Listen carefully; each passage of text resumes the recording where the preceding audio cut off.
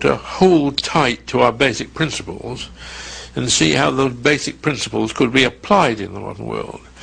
The Prime Minister has abandoned the basic principles. Socialist or not, Blair's approach was catching on. Eventually, as many as 14 social democratic heads of state from Europe, South Africa, and New Zealand embraced similar policies. As they talked about the importance of inclusion and a social safety net, they increasingly acknowledged the necessity for capitalism.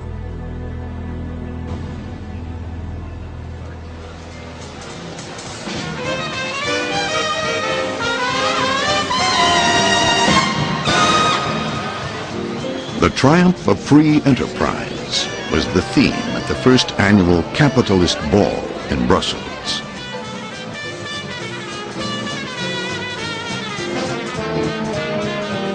Revelers from around the world gathered on the floor of the Belgian Stock Exchange to celebrate capitalism.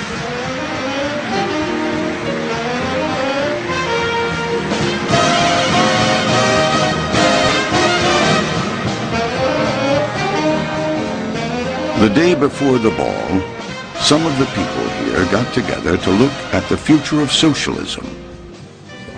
Ladies and gentlemen, comrades.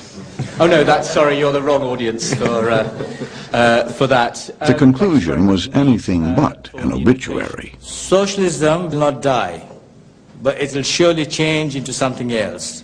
And I would argue that today socialism, after the failed experiment of the Soviet Union, has gone back to some of its 9th century features as an anti-establishment.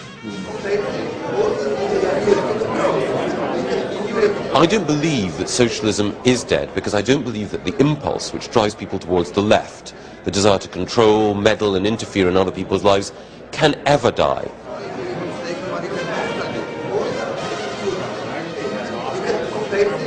Liberty is always under threat, and socialism is one of those threats.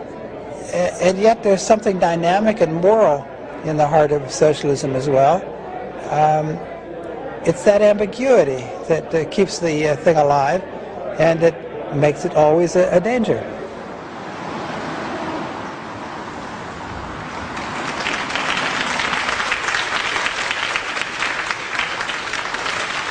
At the 21st Annual Socialist Scholars Conference in New York City, a very different view prevailed.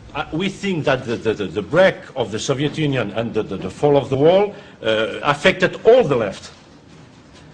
Social Democrats, because they lose some reference to build some model of regulation. You don't go from what you've got to what you desire like that. You have to win a series of changes.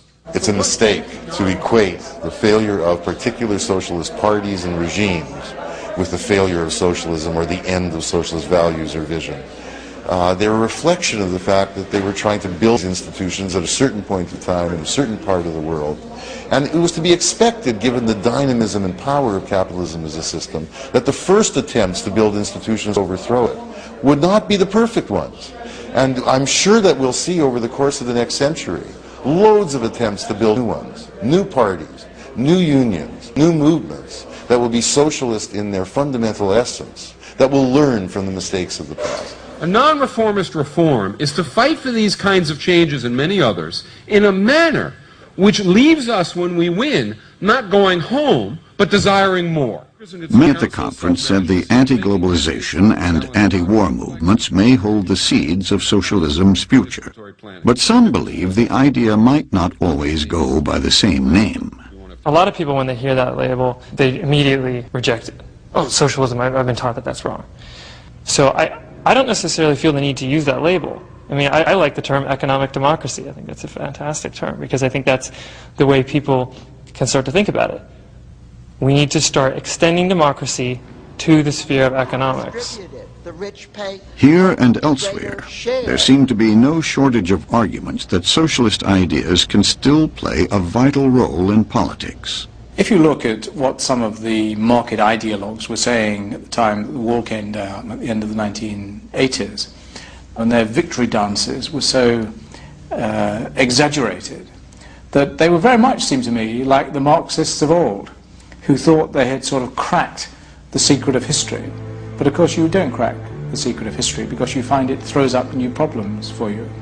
The market won in that sense, insofar as there was no organized alternative to it. It hadn't won in the sense that the choice had not been removed as to whether you want a market economy or whether you want to extend that into a market society.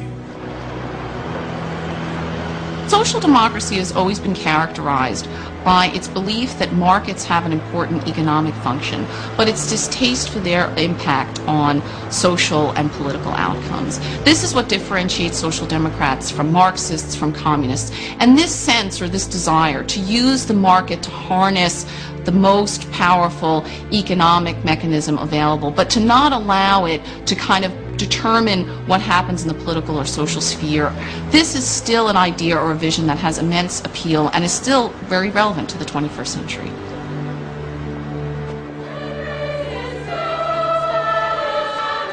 The new century begins. Social democratic parties govern most of Europe.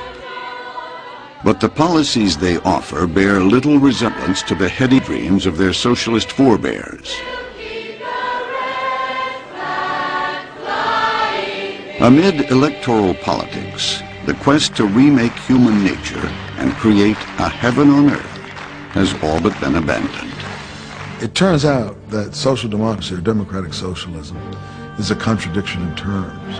In many cases, socialist parties have gotten it into power, like Mitterrand France, like Attlee in England, like German social democrats, and set about trying to march step by step to socialism. In every single case, after a certain number of years, they've reversed course. For all the socialist parties we've had in scores of countries around the world, there's not been one case in which a free electorate has wanted to continue a march all the way to socialism. They've always taken a few steps that way and then wanted to pull back.